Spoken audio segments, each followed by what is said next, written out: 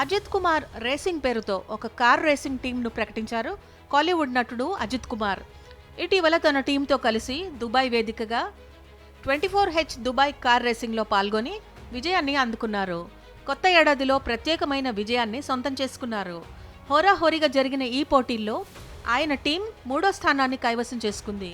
ఇటీవల యాక్సిడెంట్ నుంచి తప్పించుకున్న అజిత్ ఎలాంటి ఇబ్బంది లేకుండా ఈ రేసులో పాల్గొన్నారు.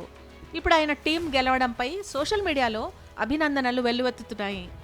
బైక్, కార్ల రేసింగ్కు ఎంతగానో ఇష్టపడే అజిత్ 13 ఏళ్ల తర్వాత మోటార్ రేసింగ్లో పాల్గొన్నారు.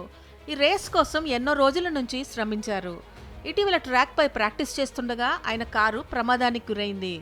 గోడను బలంగా ఢీకొనడంతో కారు ముందు భాగం డ్యామేజ్కు గురైంది.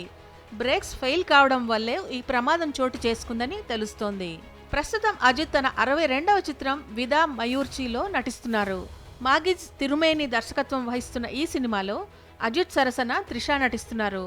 దేవిశ్రీ ప్రసాద్ సంగీతం అందిస్తున్నారు.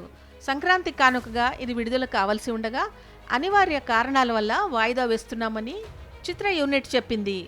ఇది కాకుండా గుడ్ బ్యాడ్ అగ్లీ ద్విభాషా చిత్రంలోనూ నటిస్తున్నారు. అధిక్ రవిచంద్రన్ దర్శకుడు. మైత్రి మూవీ మేకర్స్ సంస్థ నిర్మిస్తోంది.